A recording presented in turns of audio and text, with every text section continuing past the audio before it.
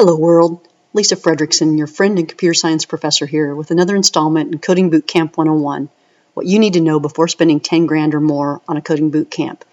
And this short screencast is exciting because we're going to get into the server-side language, PHP. The goal of the video and the entire series is to provide a logical, affordable, and effective way to attack the 5 areas of the full stack. And I define those 5 areas in 2 major areas, the front-end technologies of HTML, CSS, and JavaScript, and the 2 major server-side technologies on the back end, the server-side language, which will focus on PHP, and a database, a relational database, putting that all together to get the full stack. In my opinion, the best way to learn the full stack is to start with HTML, CSS, and JavaScript because after all, those are the only 3 languages that the browser can read. So when you're developing apps and you're serving information to the user, you will be writing HTML, CSS, and JavaScript.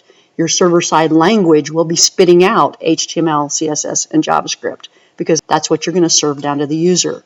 Your database will serve as a central location to store and collect and query for data. When you are studying your coding boot camps, they're going to throw a lot of acronyms at you.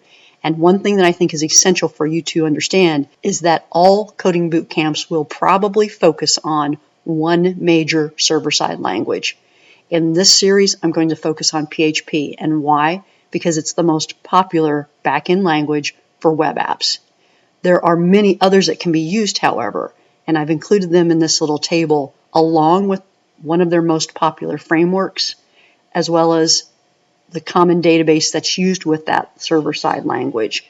But what you want to do before you take on a computer science degree or a coding boot camp is you're going to want to know what is the server-side language that I'm going to focus on, and does that connect with the employment opportunities in my area. We do not have a lot of Ruby on Rails or Python development work yet. That may be very popular in your area. We also have a lot of Java work. Node.js is so new that I do not see a lot of employment opportunities there yet.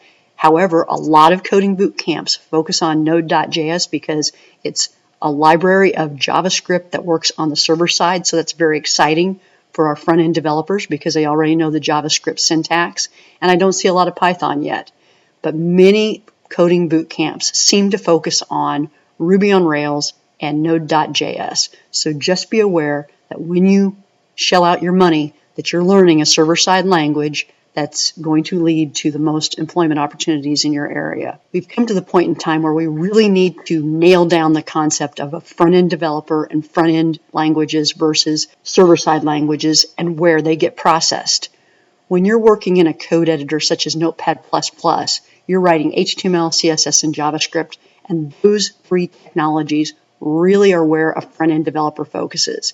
And we call them a front-end developer because the browser compiles those 3 languages. And so the user opens up their browser, sees that web page. If they look on the back side of that web page, they can see the HTML, CSS, and JavaScript. And let's just demonstrate that real quickly. So here I have a small little web page. I've given it a PHP extension instead of HTML extension, which I'll explain in a minute. But it's got HTML, it's got an embedded style sheet, so it's got some CSS. And before I go on, of course you'd want to, in the real world, separate your files for maintainability and reusability. But for convenience sake, I've stuck my HTML, my CSS, and at the bottom of this web page, I've got a JavaScript, a couple little functions and a couple little event listeners, all smushed together in one file for demonstration purposes. When we run this and launch it in Chrome, and the point I'm trying to make is that browser, that Chrome browser is reading all 3 of those languages. That has always been true, and it will be true for a very long time.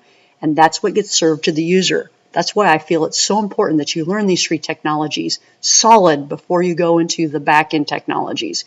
Because whatever you're doing on the back-end side, you're going to be serving HTML, CSS, and JavaScript down to your user because after all, that's what a browser can read. A browser cannot read PHP. We have to have a compiler that reads those languages, and that compiler will be located on the server. So when you write your PHP or your Java or your C#, you will be spitting out HTML, CSS, and JavaScript because after all, that's the only 3 languages that the browser can understand.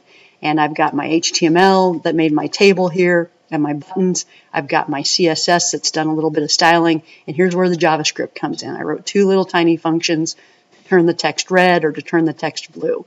So we're interacting with our web page with our JavaScript. Those 3 languages are being read by the browser. If I right-click and view the page source, I see my HTML, I see my CSS, and here's my JavaScript at the bottom. You can always read those 3 languages when you right-click a web page and look at that backside, because that all gets delivered down to the browser. But look what else got delivered. I've also got some little PHP scripts in this web page, and we see them as well, but they did not get processed. The PHP scripts just sit there and do nothing in the browser because a browser cannot compile them. So we have to have a special compiler for the PHP. And where's that compiler? The compiler is going to be on a server. And why is the PHP compiler on the server? Because the server-side language is generally helping you query and enter data into a database. And the database has to be on the server because it has to be in a central location. Let's use a tool called FileZilla and take that PHP file, here's the file that I developed, and put it on our server. And let's pull this same PHP file off the server. And the address that we create for our students when we put files on our school file server is that. And then we just add on the file name, PHP. So look what happened here. This PHP file now looks much different than the one I pulled off locally. Why does this PHP file have answers in there? Because the PHP script got processed. And if we view the page source, we no longer see the PHP script. In fact, in the second table row, I see 100, 150, 50, and 50%. So what's happened here is that the file got sent to the server read those PHP scripts, the server rips out the PHP scripts. We see no PHP scripts. It compiles the PHP scripts. And whatever the result of that PHP script is, it's stuck in the web page. And what can a PHP script do? It can insert content, HTML, CSS, or JavaScript. Those are the only 4 things we can put back in the web page because those are the only 4 things that the web page can read. When we go to the backside, we have changed our model. We have included a server. So when you're the developer and you're writing HTML, CSS, JavaScript, and PHP, or any server-side language, you have to compile that language somewhere. And in production, that compiler will be located on the server. You cannot merely open that page in a browser and see the result of your PHP because remember, the browser cannot compile PHP.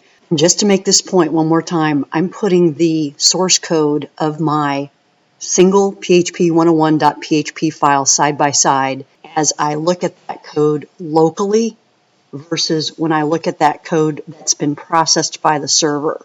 So here we're viewing the source of a local file, and here we're viewing the source of that file after it's been served down by my server. When I look at that file locally, I see my PHP scripts.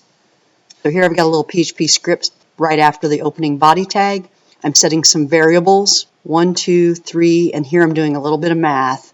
This variable is just taking the current price, 150, minus the original price, 100, multiplying it by 100, and dividing it by the original price to get a percentage. So here's my little PHP script.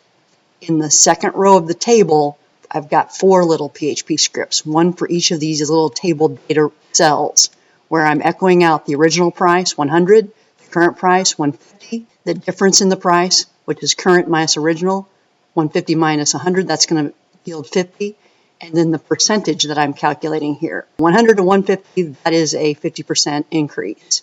Those are my little PHP scripts. When I sent this file to the server, and then I pull it down and look at it, and look at the back side of that file, see where's my PHP scripts? They're not there. This thing was read and ripped out. It just set my variables and did some processing. These echo out information. They echoed out the variable content. And look, over here in my second row, at 100, 150, 50, and 50% that was calculated by my PHP, it spit out. That is the essential thing to understand. Now, when I have PHP scripts in a file, I must give that HTML file a PHP extension. That tells the server that when I call that file off the server to process it first, go through that file, read those PHP scripts, rip them out, and replace them with content, HTML, CSS, and JavaScript, and then send that file with only the content that the browser can read down to the user. The browser cannot execute any other languages. It cannot read, or we could say compile, any other languages other than HTML, CSS, and JavaScript. So when you get into these back-end languages, you're going to have to find a compiler, and that compiler can be loaded on your own machine, or it can be loaded on a traditional server, as I just demonstrated. And this is what, in my opinion, is so confusing, because when you're at a community college or when you're at a coding boot camp, they will probably have you developing in an IDE, an integrated development environment, such as Eclipse, NetBeans, Aptamina, or Microsoft Visual Studio. And what that actually does is it makes your local machine into a server. And it puts those components, the server operating system and the web server and the MySQL, the relational database, and the compiler, whatever you need to read all of the code that you're writing, it puts that right directly on your own machine, which is great because then you can develop on your own machine without transferring your files to a server that has those components. It also obscures where the code is getting processed. So that is the entire point of this short screencast. Remember, the browser compiles HTML, CSS, and JavaScript. When you get into the server side with whatever language you're in and whatever database you're in, you're going to need some more components to process that code, turn it into HTML, CSS, and JavaScript that gets delivered down to the browser. On the server side, my high recommendation is to learn PHP as a first server-side language, but after JavaScript on the front end, because you're going to need JavaScript anyway, and you might as well learn about those basic concepts such as variables and arrays and functions and if-then-else statements. You're going to have to learn all of those basic common programming constructs with some language. It might as well be JavaScript because it's easy to compile. It compiles right in the browser, and you're going to need it anyway. My second recommendation is write this code by hand. Do not use an IDE, and please do not use a framework in the beginning. It will confuse what you're doing and where the code is getting processed. And 3, understand where the code is compiled, even if you get shoved into an IDE or framework. On the front end, JavaScript is compiled right in the browser, and you have to have a server-side compiler to compile PHP. The browser cannot handle PHP. There's going to have to be a compiler somewhere else, either on the server or in your IDE. We've covered a lot of ground, and that's the full stack. HTML, CSS, and JavaScript on the front end, and then a server-side relational database program with SQL and a server-side language such as PHP on the server side. It's the full stack. You can do it, but these basic concepts of where things are running and why they are processed, where they are processed, are essential. Thank you.